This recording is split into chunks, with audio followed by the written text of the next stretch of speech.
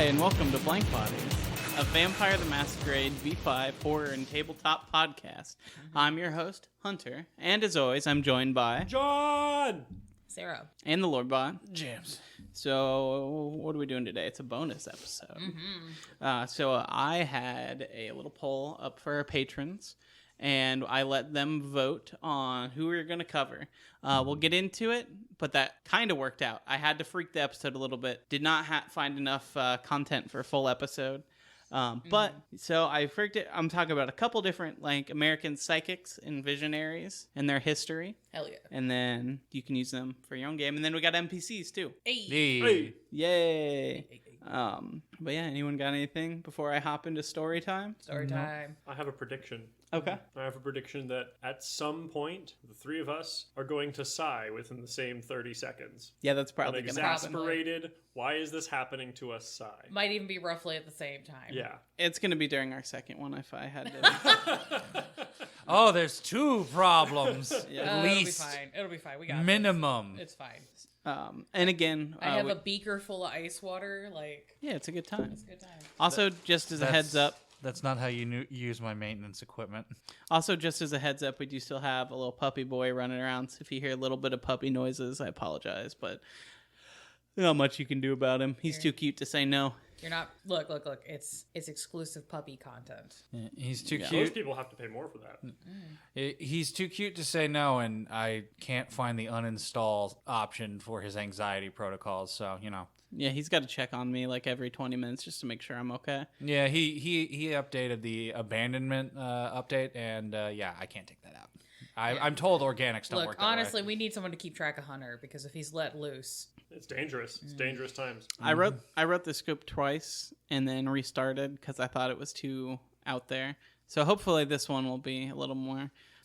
When Hunter has to, feels like he has to rein it in a bit, you know that was just deranged. yeah, if he's having to rein himself in, that's a problem. Let's just say, patrons, you guys pay money. If he still has that script, we could potentially do that other one. We could do one. I was going to lean into the Malkavian thing. I read a couple manifestos and combined them into my own, but we don't have to worry about that today. You're already on enough lists. Why are you doing this? At this point, it's like I'm just trying to get on all of them.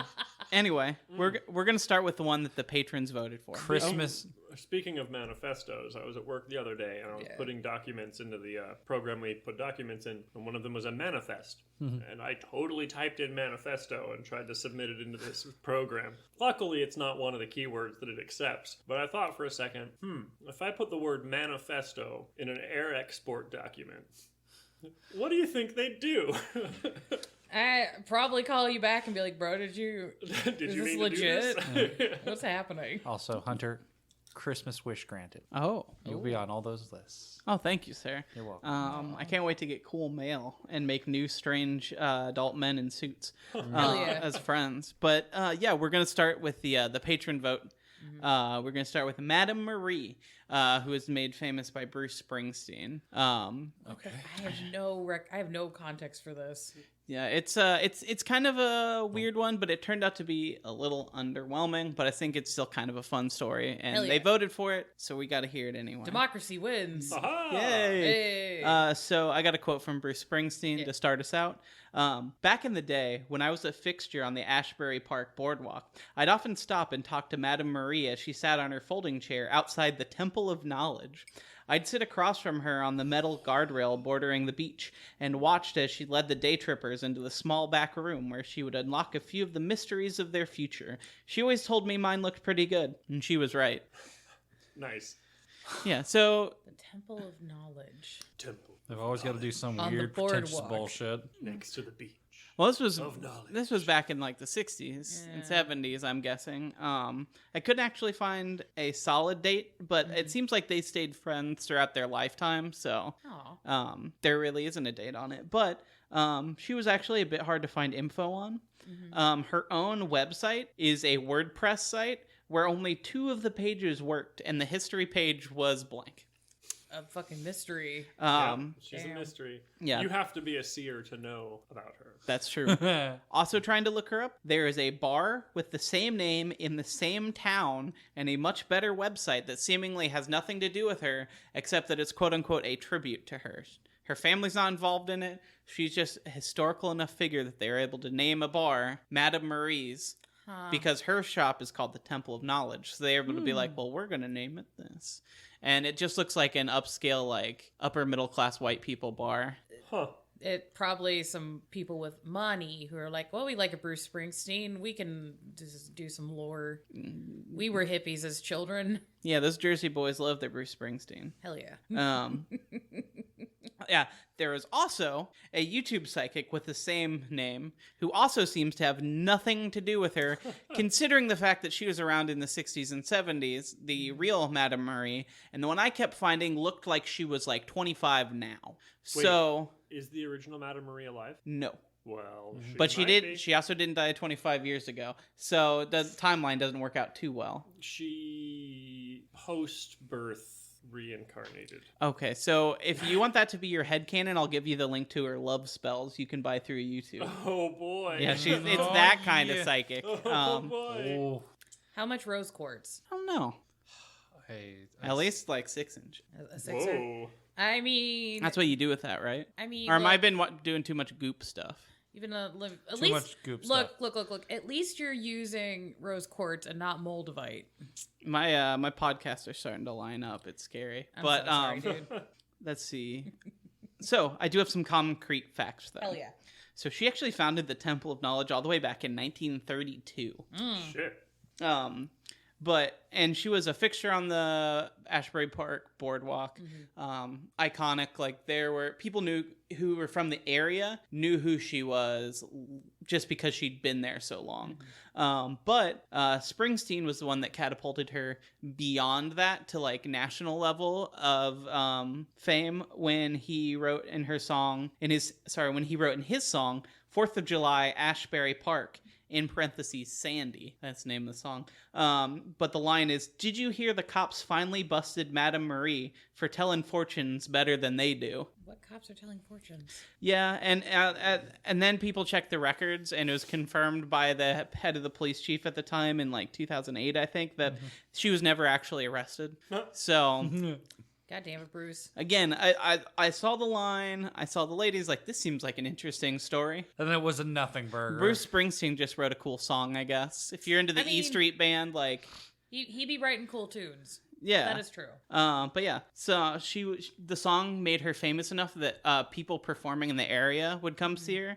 The list was huge. I didn't put them all down, but some of the big ones were Judy Garland, Ray Charles, Frank Sinatra, and...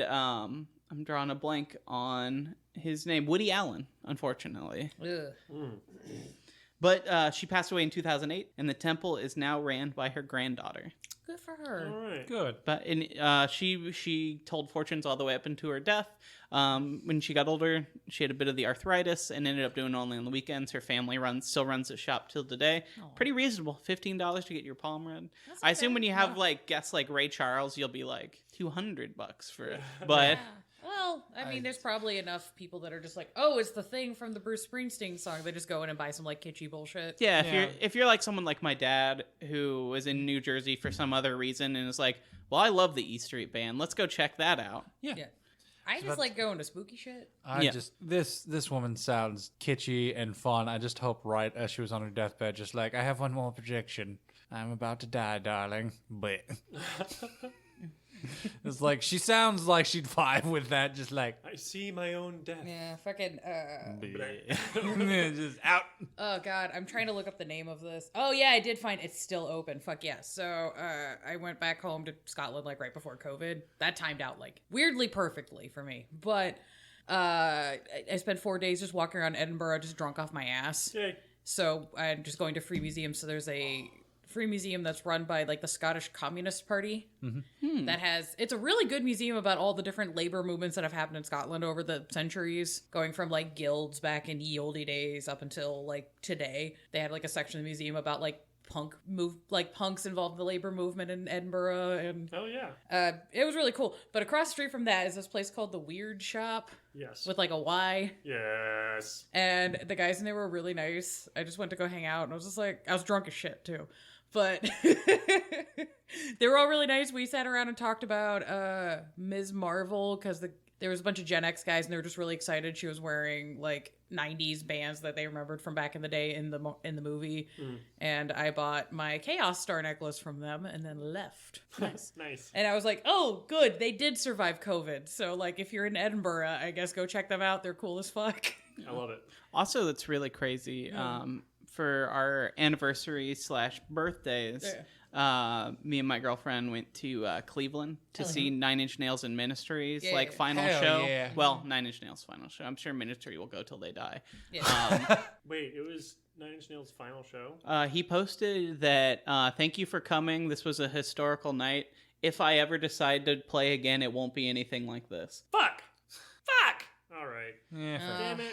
How- Trent, don't do that. He's quit twice before, so who knows? That's true. Anyway, what I was trying to say was, so we went to Cleveland and we are like, okay, we're in Ohio. What the fuck's there to do? So we just started wandering around. They have a lot of witch shops. Oh, hell yeah. Like run by actual like Wiccans. They have, we couldn't get in because they only do appointments and they were closed the weekend. We were there for some reason, but they have one of the oldest witch museums in the U.S. Oh, that's dope. It was started by one of Aleister Crowley's followers, and they have a bunch of his old shit in there, and then it's like a gift shop, but they only do by appointment, small groups, and we couldn't get in. We should organize a podcast trip. That would be cool. That would be good. Be like I've heard enough from Sarah. How big was the butt sex magic section in that museum? They didn't go, so we don't know. We haven't This been. is part of the research. We need to know The size of the butt magic exhibit. If we plan that as a trip, it would have to be a weekend trip because that's like a 5-hour drive there. Yeah. And then, but we could do a little spooky trip. Who Oh, knows? fucking no. No. Don't threaten me with a good time. We could make a video for the YouTube. We still have a YouTube. Yeah, we have a YouTube. Yeah, we should probably use that. The episodes the episodes automatically upload there, and then hell sometimes I put glitch art stuff up. Yeah. Which is good. I've been messing around with some old VHS tapes of Casper the Friendly Ghost. I might just put that on there because I Hell don't know yeah. where else to put like a 10-hour edit or a 10-minute edit. I wish it was a 10-hour edit. I need a couple more Casper the Ghost I tapes got to you. get there. There's only like 2 cartoons per VHS. I found I think it's a full-length animated movie, something having to do with Santa and the North Pole. I'd have fun with that. Yeah. I Hell figured. yeah. Holiday I'll give it to special. And we'll do the Blue Powerade Boys the movie. you. Yes. So that's one of those like that's neat. Yeah. A lot of, this bitch is really good at using obfuscate. That's all I figured out. Yeah, exactly. But so long story short, if you're ever in Cleveland, Ohio, there's a ton of witch shops. They had a bunch of like taxidermy stuff, old wet specimens. Dope. They had like mummified bats. One of them had like a full human skeleton on sale. It's a little expensive, but like we only got to go to like 2 of them. There's like I'm 6 concerned different. about the ethical sourcing of the human bones. That's a whole controversy. Oh, we've talked. I think we've talked about that on the show. I could be wrong. Yeah, just hey, if you're getting human bone things, please check where the fuck that came from, because it might be from a Native American burial site, or it might be somebody's like ancestor who was enslaved, or a poor person who scientists were like, well, they can't afford a grave. I'm going to use them for science now. Or it could be like the bodies exhibit, and it's from a modern poor. Yeah, or it's, like political prisoners from other countries. If y'all want to learn about this and have less of a sad, there's a Sean Pegg movie about Burke and Hare. It's a comedy. Oh, There you Simon go. Pegg. Yeah, Simon Pegg. There you go. Also, the bodies exhibit. There's a lot of people that have donated their bodies Well, voluntarily. there's like to the that. main exhibit, and then there's a bunch of knockoff shows. Oh yeah, the knockoff ones. The knockoff shows are shit. very Yeah, sketch.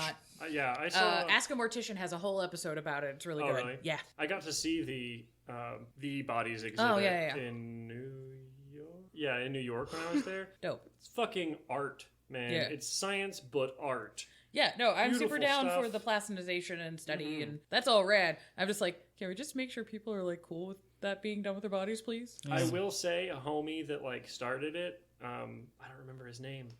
He does human dissections and Yeah. stuff.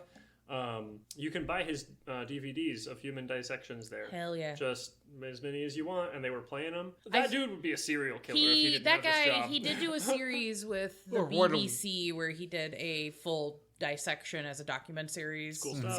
It's really good if you can find it. I found it the one time, and then YouTube went, no. Yeah. Or one sick ass Cenobite. It's kind of hard to find now, but I have a bootleg of it. I don't think it's ever been officially unreleased, but any of you ever see the Tom Green cancer special? No. Because he was able to get the station it was on. I think this is when he was still on in Canada, not MTV. I could be wrong about that fact, but he did a live show where they filmed a bunch of skits and like talking points, and then the whole time it went from full screen to like mid screen. He showed his entire cancer surgery when they removed a tumor. Damn. And he was able to do it on TV because it was classified as educational. I love that. So I've seen the inside of Tom Green. So, psychics. We've rambled. Yeah. Yeah. About- Sorry, guys. We got excited about other shit. And it's a bonus episode, and we've recommended some people some hot vacation trips to Ohio and Scotland.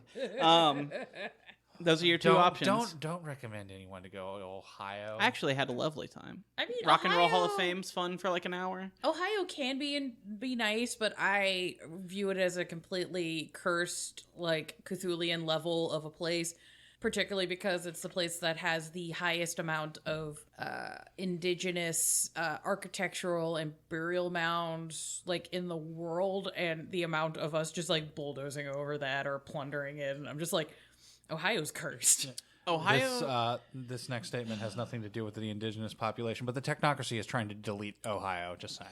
Well, the Ohio is a lot like Indiana, where there's these really interesting like cities sprinkled throughout it, and then the rest are just like Fucking chaos, like mixes of suburbia and like farmland and rural areas that all kind of like blend together into these weird like midway towns. But there's a lot of cool things. Rock and Roll Hall of Fame, all the witch shops, they get way better shows than we do often concert wise. Cleveland, Yeah. Well, I mean, Ohio has, between the music scenes between Cleveland and Akron, I'm like not fucking surprised. Yeah, I mean, yeah, there's also like a lot of cool art museums there. You go to Jolly Pirate Donuts, take a 2-hour shit for all I care. Like, there's all kinds of stuff you can do. But yes, our next person. So the next one, I decided there was a tie for second place, so I went with the one that I thought would be spicier. I did some research on Joan Quigley. Oh boy. All right. Yeah. Hey, you got 2 out of 3, Skipper. We're almost there. No. So It's bad. It's not that bad. Joan Cecile Quigley was an astrologer best known for giving astrological advice to the Reagan White House. There's Anyways. There you go. That was within 30 seconds. Yeah. You just had to say the Reagan administration. Yeah. So there is a couple books about her. If you're interested, I recommend you go read them. Don't pay some of the prices I saw for them. Maybe find yourself a free copy somewhere.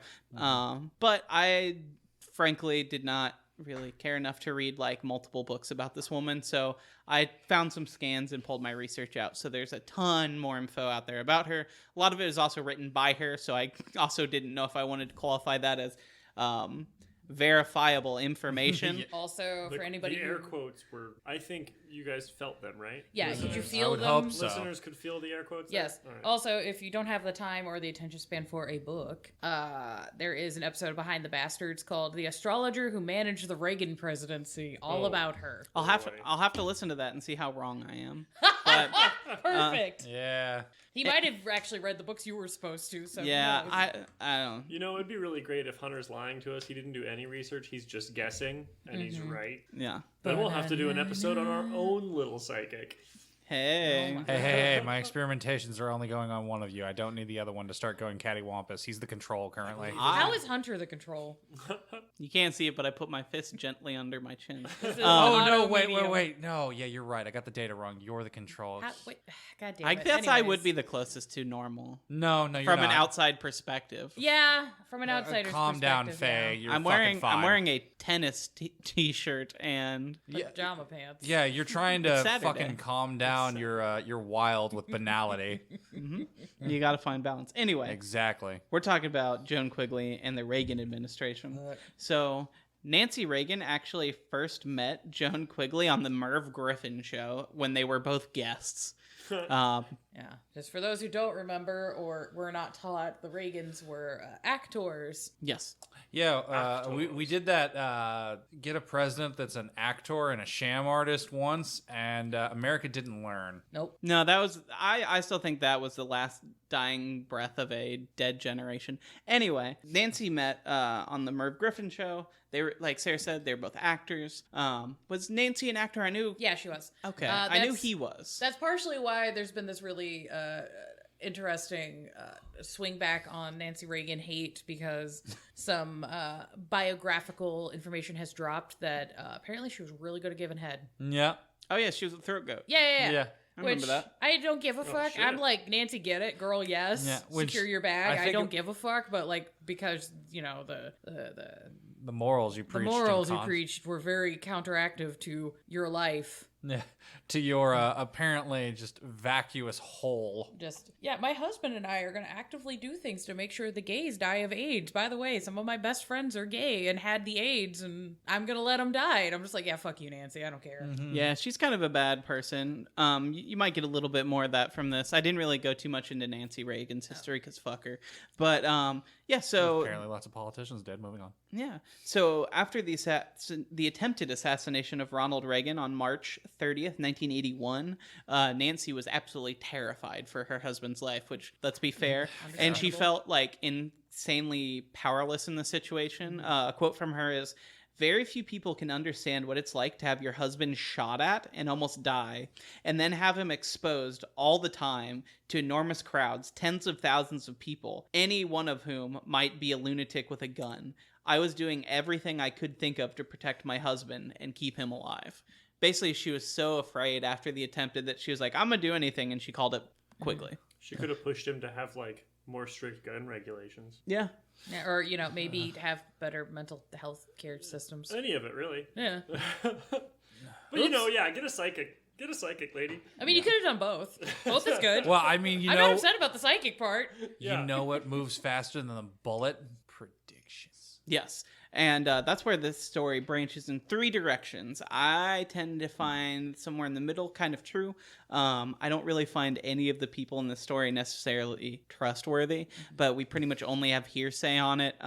There was a chief of staff named Donald Regan, not Reagan, Donald Regan. And I find he Is there seems any to relation? be... No, he seems to be the most level-headed of everyone that I could find. But he was chief of staff for Reagan for like 3 or 4 years.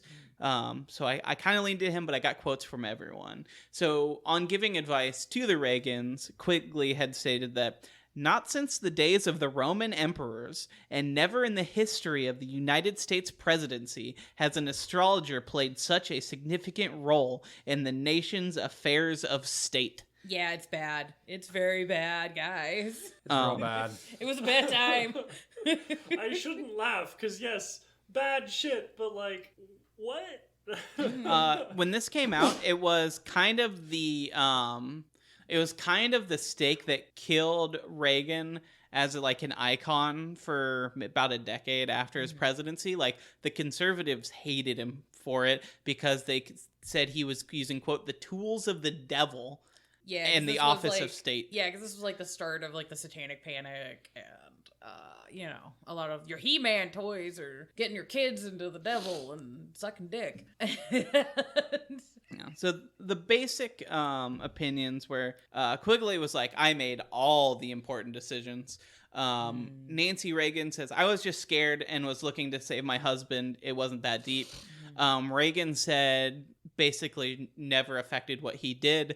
But then Donald Reagan, the chief of staff, said that, quote, Virtually every major move and decision the Reagans made during my time as White House Chief of Staff was cleared in advance, with a woman in San Francisco, Quigley, who drew up horoscopes to make certain that the planets were in favorable alignment for the Enterprise. Yeah, I tend to believe the staff. Anytime there's any kind of a power dynamic, anything, I tend to believe the staff. Yeah, that's fair. Just, I'm like, as somebody who's been in many kitchen and or customer service operations, I'm like, nah. If I need to know the fucking tea, I'm like, no. I'm gonna go find the line cook.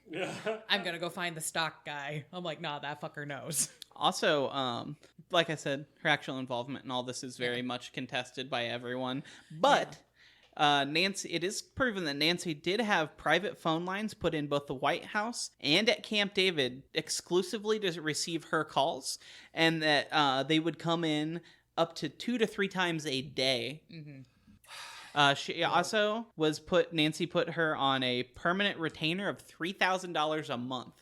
Yeah.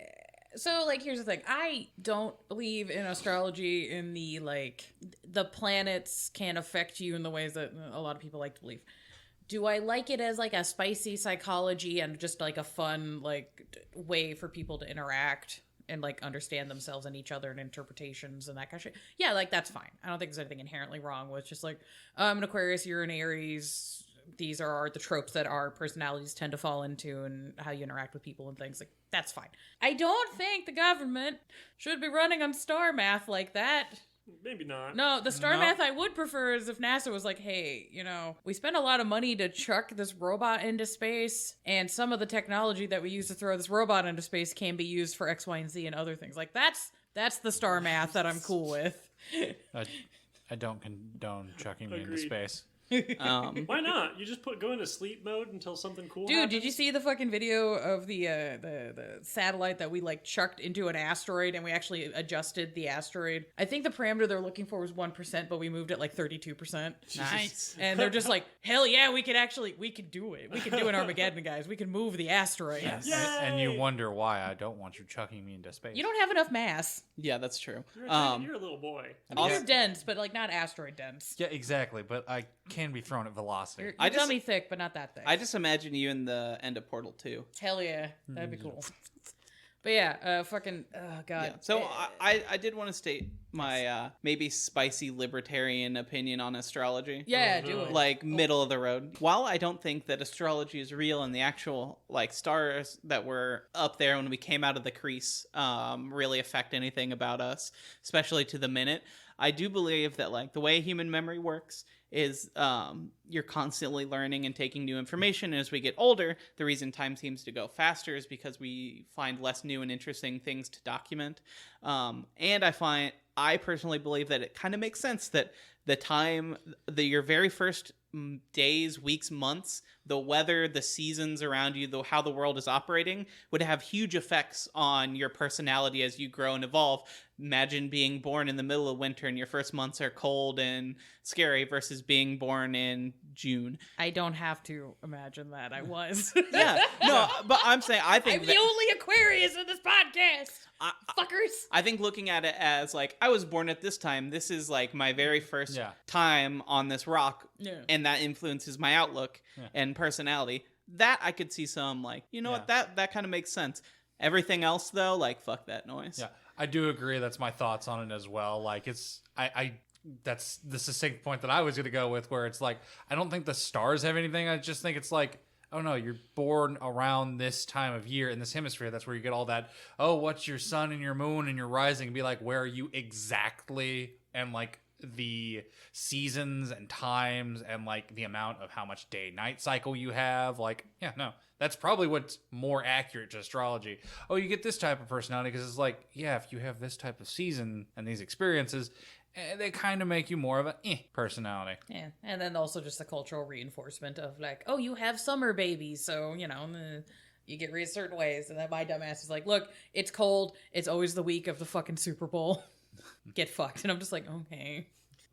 Let's go over some of the advice that Quigley actually did give to the Reagans. Ooh, all right, strap in. Now these are some from her, some from Donald, but The big one that Donald said that he and Reagan disputed, but Donald said this was 100% because of her. Reagan delayed his inauguration by 9 minutes until 12:10 a.m. on June 2nd, on the astrological advice of Miss Quigley, claimed by Donald Reagan, but Reagan denied this later, saying it was to prevent the previous president from adding any additional appointments, which doesn't make sense. Would you want to get in earlier then? Why would giving him an extra 9 minutes? Seems like it's a weird excuse. Yeah. It seems like bullshit. Yeah. So this next one's the wildest one, I think. Yeah. This was fully from her. Yeah. But she said that she read Gorbachev's horoscope, and after concluding that he was quote, intelligent and, quote, open to new ideas, was the one that convinced Reagan to change his opinion on the Soviet Union, that it was no evil empire, and that the treaties and arms trade cutoffs came soon after. Fuck. Yeah. So this is very frightening to me, but like on a slightly tangential level, because you have to understand American politics and particularly conservatism at that time period, because this is the time period where the Republicans got really heavy into the evangelical, like far right here in the United States. And a lot of those guys really, really, really are trying to use political power to basically force kickstart like Armageddon because they want Jesus back. So having a guy who already has that kind of mindset and then have like this star math witch lady also be like, hey, by the way, more fanciful bullshit to add to your thing. And it's kind of horrifying to be like, okay, this guy is already in the mindset of, well, the world is impermanent. Things don't matter that I do because, there's going to be no consequences because, we're all going to go into the afterlife because Armageddon. And then just, this magic lady being like, oh yeah, by the way, you should change your plans of like state and things because, the math doesn't check out. The stars aren't right. Yeah. Like all of that is horrifying to me. I'm just like, oh no. The fact that she very well may have saved us from nuclear annihilation by just being like, he seems like a pretty chill dude. Go talk to him. Yeah. The stars say he's tight. Yeah. It's like, right, but that's also you could very much have gone the other yeah, that's what I'm way. saying. That's how scary it was that she may have literally saved the world by probably accident. Yeah. Yeah. Fucking, oh god, I wish I could remember the name of the Russian submarine guy who got notes from the Soviet Union to be like, hey, so the Americans have launched nukes. We didn't, but they got some sort of radar signal saying we did. They're like, launch the thing.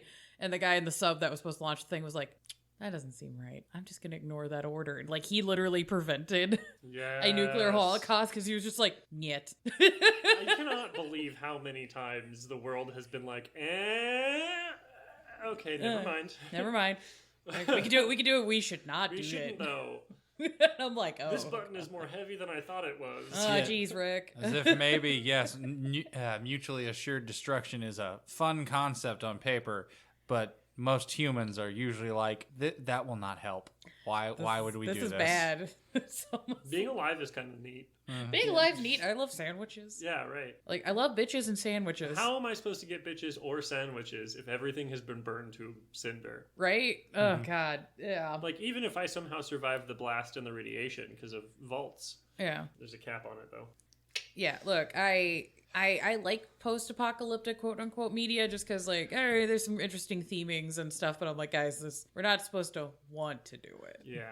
Mm-hmm. It's supposed to be a cautionary tale, and then I also get to have a cool flamethrower guitar in the game because it's fun. There was a long while that I kept, my motto was, I wish I lived in a post-apocalyptic cyberpunk future. But as I've grown older, I've realized that I do. And it's a fucking bummer. Yeah. Yeah. You're like, oh, this was actually a bad time? Like, Shit. damn it. Yeah, This isn't what I wanted. I wanted robot arms. I wanted fast cars in deserts. You just wanted Star Trek future, but in the desert. Yeah. Yeah. That's not what I got. It's not cool.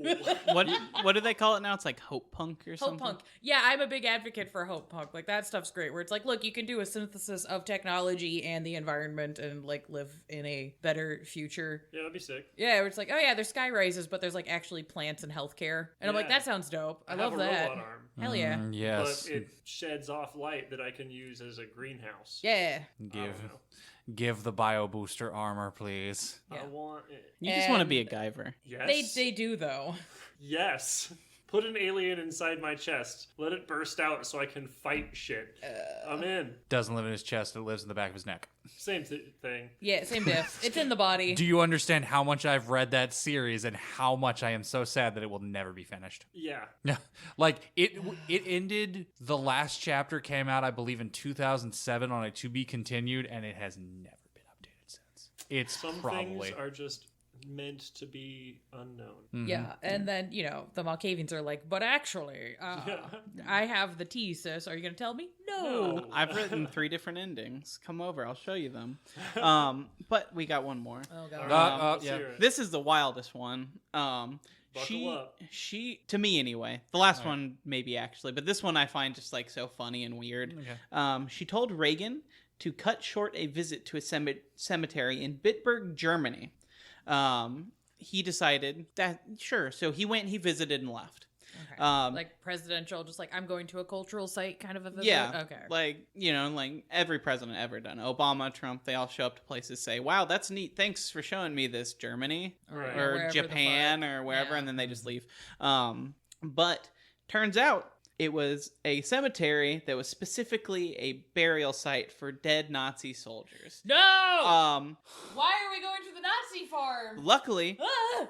Reagan did listen, and so he visited, said, that's a neat historical site, and left. Mhm. That's a neat historical site, and left. Which meant he skipped the hour-long picnic that they had planned for him there in the cemetery. Germany, god damn it.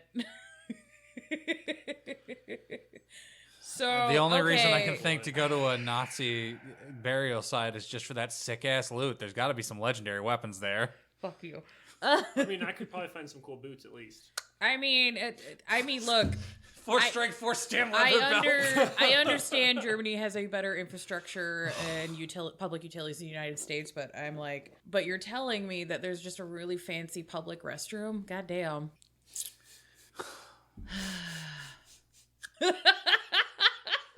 It took a long way to get to that joke, but I'm proud of it. No, it's fine. It's like- good. So You know, we have one of those What? in Crown Hill Cemetery. A public there are bathroom. cameras all around it now. I know. Wait. We have a Confederate soldiers Bathroom. monument. Yeah, didn't...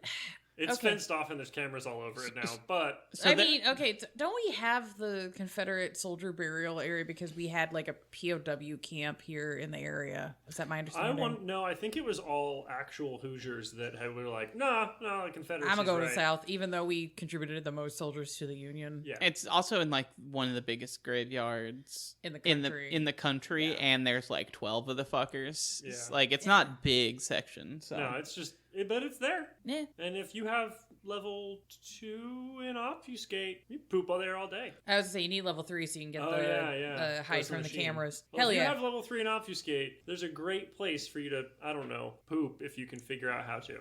Yeah. I have a really cool picture. I was going to use it in a video, but I wasn't sure how I felt about it, so I held it out. But it's some of the graves from the Confederate, and then there's a big sign on a tree that just says, "Smile, you're on camera." Okay, that's amazing. But anyway, Yeah. Anyway, so yes, eventually Donald Reagan, who I'd mentioned multiple times, he wrote a self-biography about the time he working in Wall Street and moving up into politics. Yeah. Book about himself, but he never before public information put all this information about Quigley and Nancy Reagan Yeah. in it.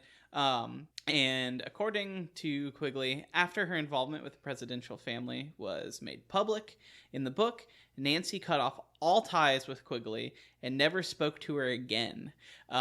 She compared her being cut off from the Reagan White House to someone buying a Picasso, putting it in your living room, and then putting adhesive tape over the signature. Huh. Essentially, what she is claiming is that she orchestrated nearly the entire Reagan presidency, Yeah. and then credit was taken away from her by them. See, this shit. Man, you know what? If she was a real psychic, she would have seen that coming. That's true. Also, just fucking, just being the politics wonk that I am. I'm just like, I didn't vote for this stupid bitch. Right. It's like, I mean, I was off. Reagan was before my time, so like, I didn't vote for Reagan either. But it's like,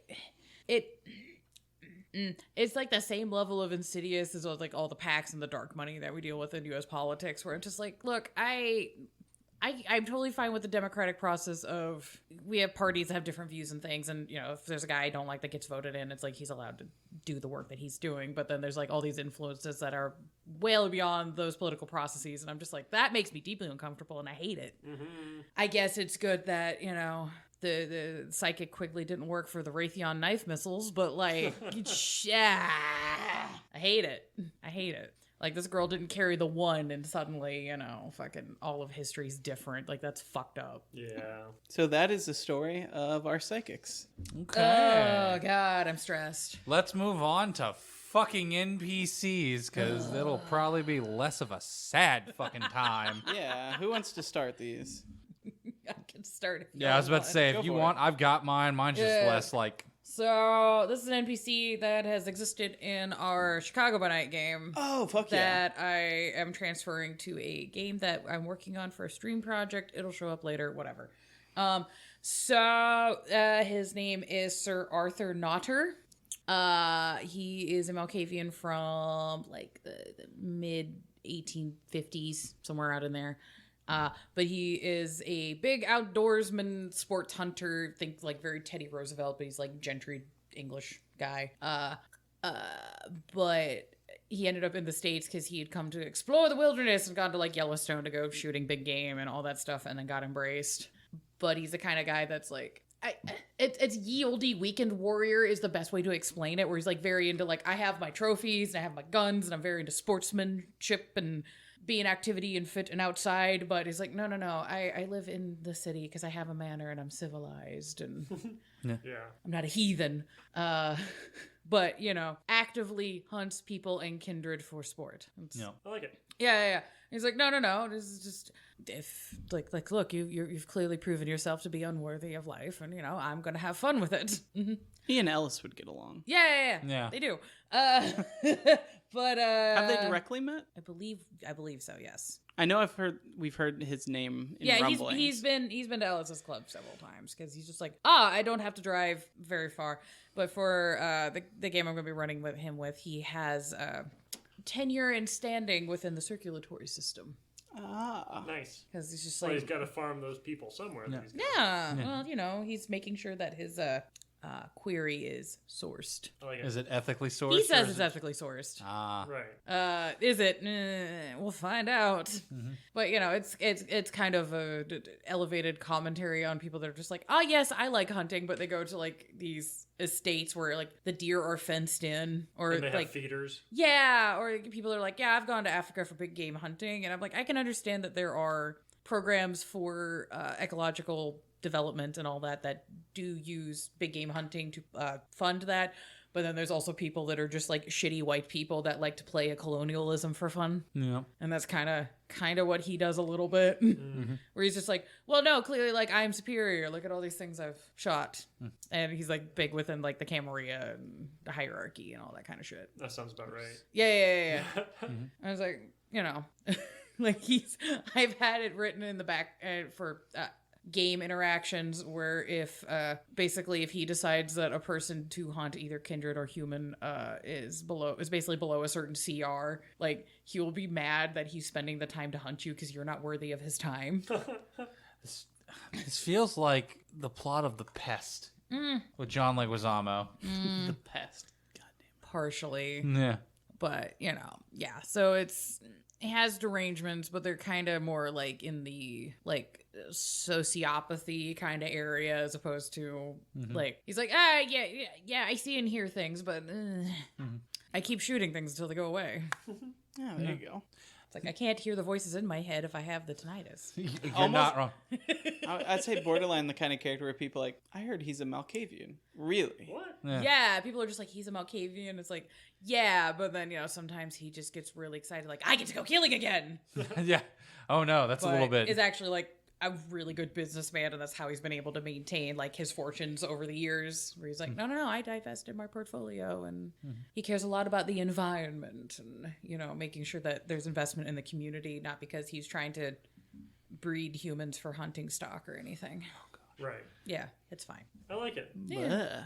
Speaking of, I'll go with mine, which I'm retooling a very, very old character of mine that I used to do that literally just got folded into being an NPC, which this is back from the old days where you had to know what your psychological problems were with your Malkavian. I know that's not necessary now, but I like having that. This is Zachary McLeod, or at least that's what he's going to tell everybody.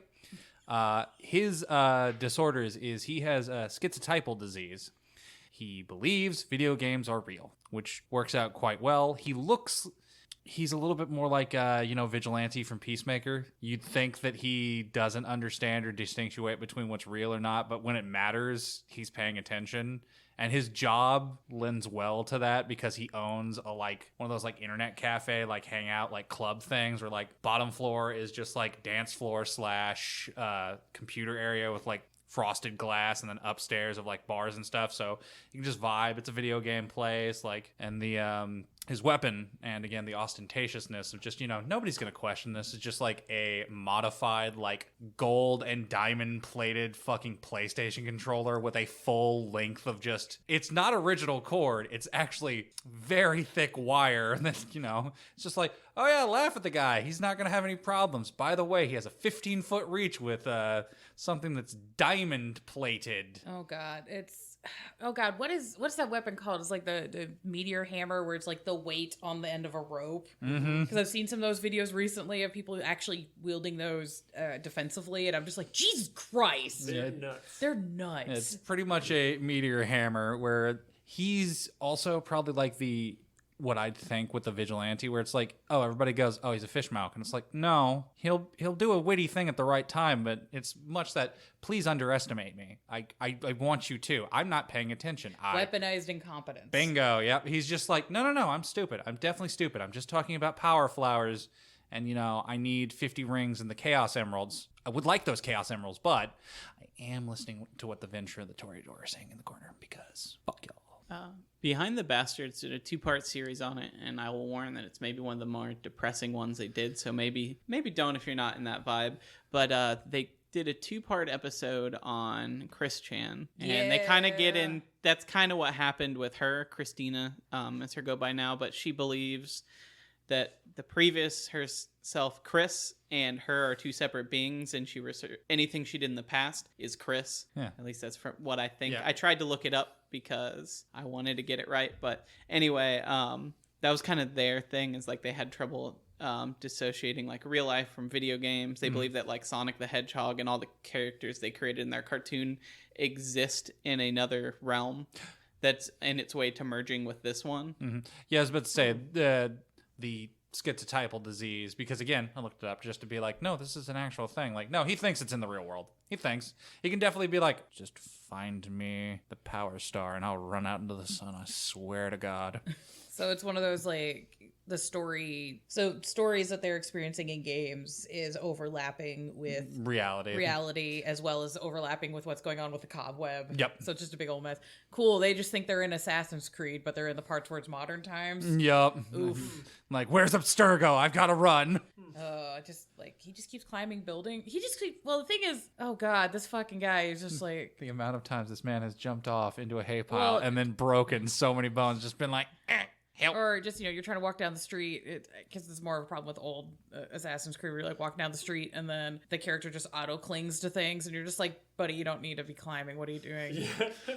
Why? That's just a hay bale. Yeah, you're just you were walking down the street looking badass, and then suddenly you just cling to a post, and you're buddy, Ezio, I did not need you to climb that. Anytime this motherfucker fails a stealth roll, he just gets into a group with people. He's still got a blinged out fucking controller on his throat that's shining diamonds and gold, and he's just dresses like an EDM fuckboy. Mm-hmm. Oh god, he's a businessman. That's also what I'd say potentially for your games, if you're going to use the guy. Either again, use him how you want, but he was really just kind of a central hub in most of the games, because it'd be oh look, here's a club that has frosted glass things that nobody pays attention to. You can bring somebody back there for feeding, and everybody's gonna be oh, they're making out, because it's right next to the dance floor and the drinking areas. I literally designed the character when I was playing them, and also when I had them as an NPC to just be like, I mean, it's a hub area you can go to if you want to. It's like, a good point of contact. Yeah, exactly. And that game also had no one in the game noticed the fact that there was a virtual adept that was living in there. Like, I was gonna ask if he'd ever like actually been on the net or knew, like, because that would pretty much just like, I would say, confirm all of his suspicions. If he's like, no, I've been inside the computer, I talked to a man in Nepal face to face. well, that was the end point that I was because I was running the old world. One, he knew he had a virtual adept. Him and his sire. We're not getting into his sire because but they knew, and the way the virtual adept kept living there and nobody noticing is he would keep using, like, I think it was the correspondence to anytime somebody's like, I'm gonna auspice your aura, he just switch his aura with somebody else's in the club. So unless they had auspice and celerity, they'd never catch that there's just a dude other than just like, why is that room always filled? What is happening? If the characters didn't interact with Zachary throughout the story, when Gehenna started, the characters would lose both his sire and Zachary because them and the virtual adept would flee into the web. Like, if they hadn't interacted, they'd just be like, oh, shit's going down? Fuck that, let's go. In the web. He's just like, I like these two idiots. They're my friends now. I guess we're going into the internet. Here we go. Yeah, Which, if anybody bitches about, like, well, there's not mage stuff in V5. Mages exist canonically according to Chicago by Night, so you could do it. And the new Hunter book. Oh, yes, which we'll get into. I forgot the other clue that I gave my players on that is I'm like, yeah, by the way, Zachary's club has the second best internet in the city. Who has the best? No idea, but it's not them. He's just like, the virtual adept's like, I gotta pull some strings, but if I'm the first best, there's a problem. I'm the second best. And I have an episode we're working on. We'll talk more about what the net is actually in World of Darkness and some of these other places. Oh yeah, no, we are gonna be collabing on that. Yeah. That's gonna be Progress. Woo. Who's next? Do you want to go or should I go? I don't care. So mine is, their name is Lucien. Well, they go by Lucien. They're a librarian. Yes. Spends pretty much all of their time there. Like, if we're looking at dots, it's like academics and what's the one for studying? I forget. Mostly academics. Yeah, mostly academics, like mental stats, crazy. Everything else, not so much. Dumping lots of time and effort into dementation, but the side that's like visions and scrying. And they scry by, they believe, literally reading the words between the lines. Oh, that's fun. So they're like, scouring through books in this library at all hours of the night, quote unquote reading things, like in the blank spots of all the pages. So that's kind of where I was going with that. Oh, I love that. Yeah, have a little herd that like is a book club. Oh. Yeah, and it's always like they're very wholesome. I was thinking they'd be pretty old, like they've just been running libraries for fucking ever.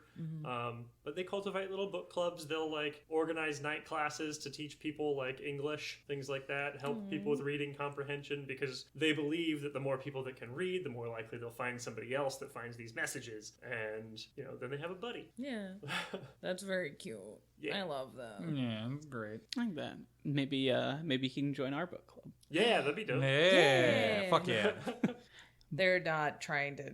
It's fine. It'll be fine. Don't worry about it. It's fine. Yeah, it's Look, good. if those in the fan run Blank Bodies book club happen to start getting weird notes, we know whose fault it is now. Oops. Whoops. Just say hi to Lucy, and they're sweet, mostly. Mostly. Yeah, you Mostly. just be quiet when you're in the library. Don't bring food and drinks into the computer lab. Don't do it. Uh-oh. Just slowly opens a bag of like Skittles. I mean, Suddenly the Skittles start screaming. Right. Oh no, just in the doorway, Lucian's standing there like an anime villain. The only thing that's lit is the glasses. I'm just like, just here's the Lit bag up. crinkle and just Yeah, lit up glasses, and then just fucking Latin music starts playing at a low volume And over just- the speakers. Just uses his middle finger to push up. Yes. And he's like, I was just like, Lucian, why'd you suddenly get so fucking sinister? And he's like, well, I have a youth book club where the kids have got me reading the anime.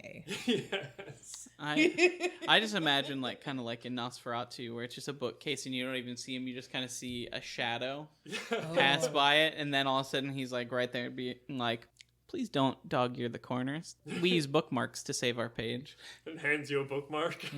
Are you? It's a going very nice bookmark. And you put it in the book, look back, they're gone. Are you going to be buying that book? If not, don't do that. Even then, don't. Yeah, respect the books. Every they have time lots you, to say. every time you dog-ear the book, I hear it screaming. Ooh.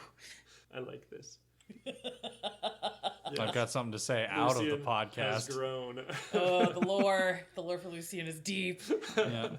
So, I got one. I went with the name David. May or may not actually be his real name. I really like the cobweb, and I didn't want to try and bring Malkavian time back into this. I didn't want to like have to create like new rules or just port the old ones for this. So the way I handled it was I basically took a lot of my freebie points and just dumped them all into contacts, but the contacts are other Malkavians. Dope. I figured that would be like a fun way that you can communicate through the cobweb. You kind of have all these connections that way. So you buy it as a contact point. I think that would be a cool way. You could either have like a contact with the whole web or like individuals. That's for you and your ST to decide, but that's the way I statted this guy out. Because he is very nomadic. People, if it may even mistake him for like Iravnos at first. He does not stay in cities very long. He's always on the move. But the difference between him is that it's like instinctual for him, in that like he just has like voices and prophecies in his head constantly. Yeah. And they are basically just telling him like, I need to be in San Diego today. I need to go talk to a man at 2 a.m. on this tower. I have to give him a message. Like I've seen it. I gotta go. He is like just pure like, I know what I'm supposed to do. I'm supposed to be here.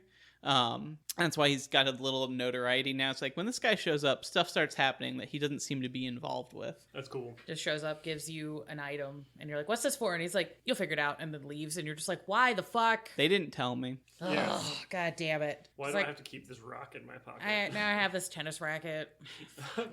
I think if you're gonna 20 minutes later, someone tends to throws a grenade at you. You have this tennis racket. And you're just like, oh, thanks, all right, but goddamn, this was annoying until then.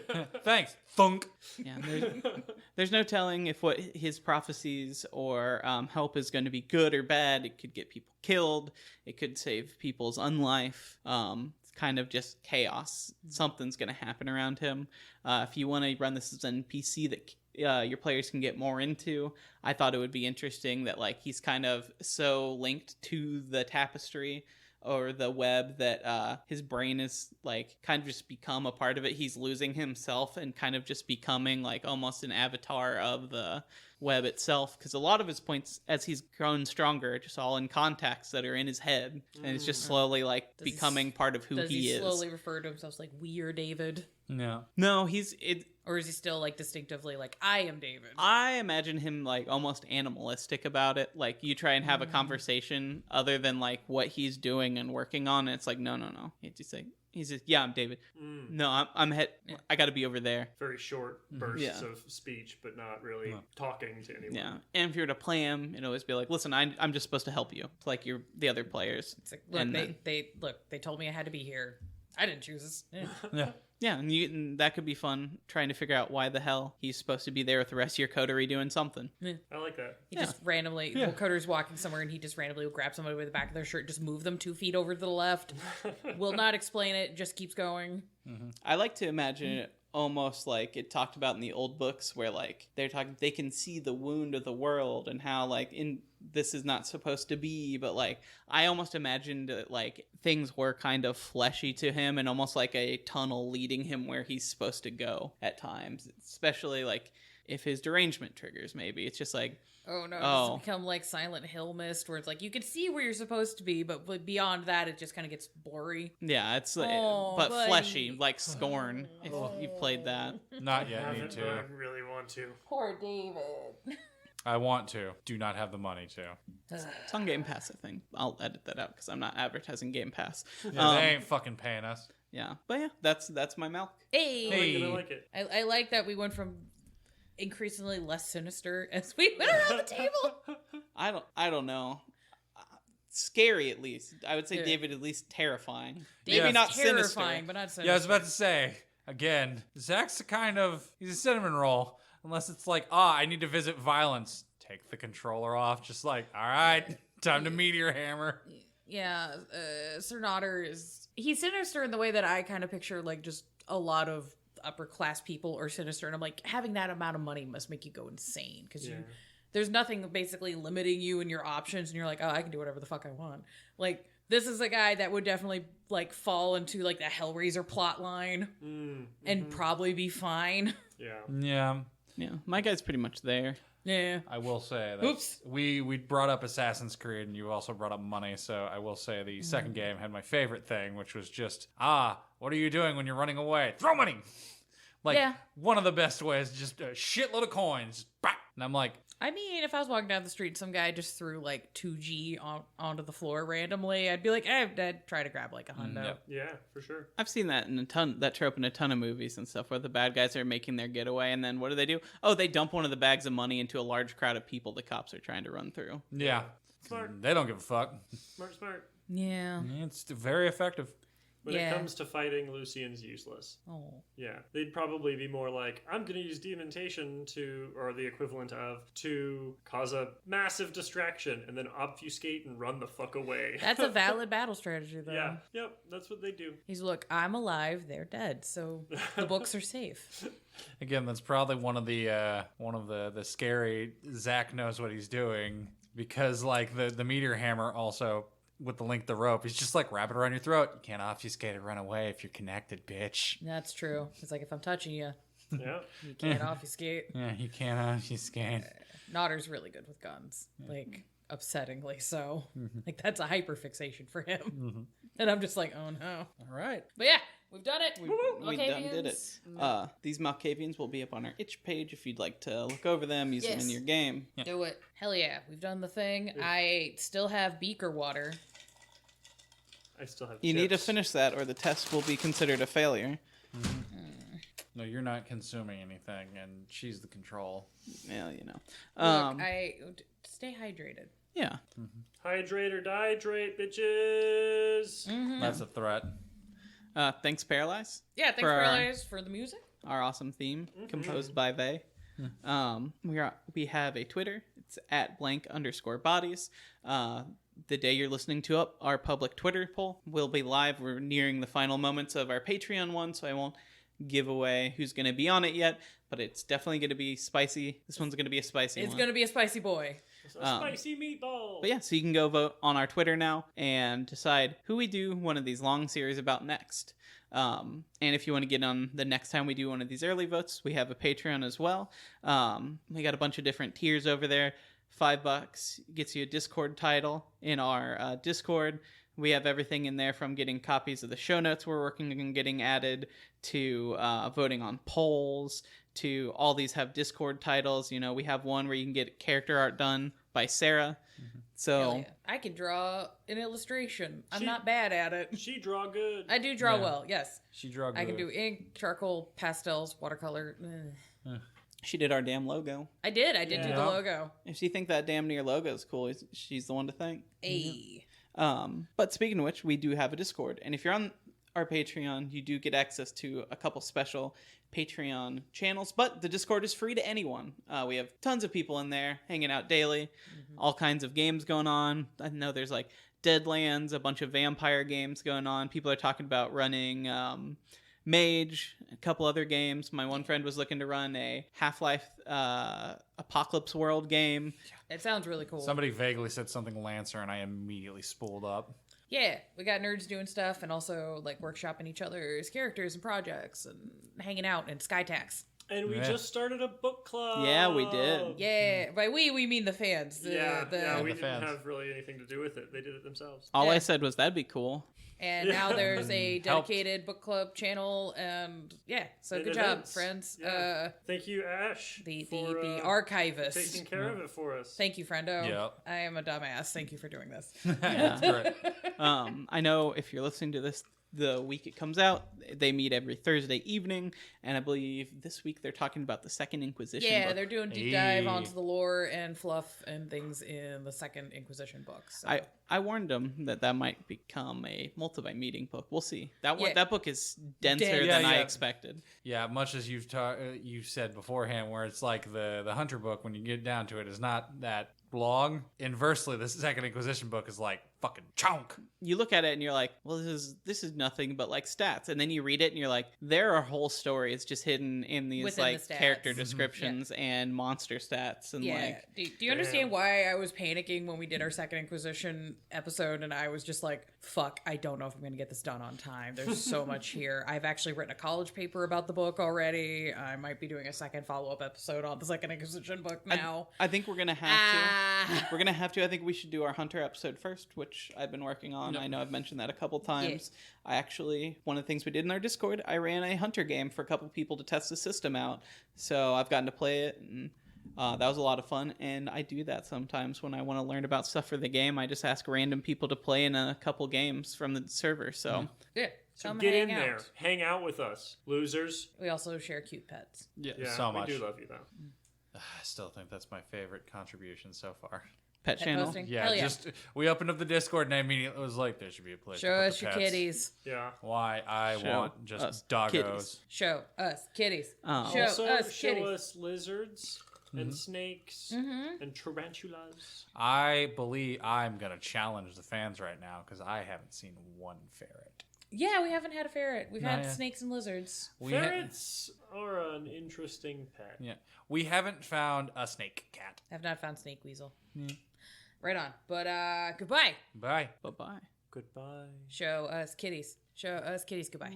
Oh, wait. We forgot a couple things. Oh, shit. Real quick. Yes, real quick. We have that Twitter at @blank_bodies. We also have an Instagram at @blankbodiespod. And finally, if you want to come do our interview series with me, you have suggestions for the show, you want to send me your dreams and prophecies, if you have a funny poop joke that you would like me to send to Sarah, anything you want to email at us. Do not. No pictures, but jokes are I love a good pun. Send Hunter the jokes. Do not tell him to share those with me. I'm going to either way, so it doesn't really matter. I suffer enough. But yeah, if you want to do that, we are at blankbodies@gmail.com. That's it. I have, speaking of jokes. Hey, you guys, what do you do what happens when you, I fucked it up. What happened? I almost wanted to go goodbye. Okay, Hunter cut that first attempt. Number 2, here we go. What do you get when you teach a wolf yoga? A werewolf. Goodbye. I technically run the TikTok Act Blank Bodies podcast. That's true. Shut it down. A werewolf? Hey, John. Yeah. Why did the vampire download Tinder? Why? Because he's always thirsty. Hey! God damn it. We love you. Mwah! Bye-bye. Shut me down.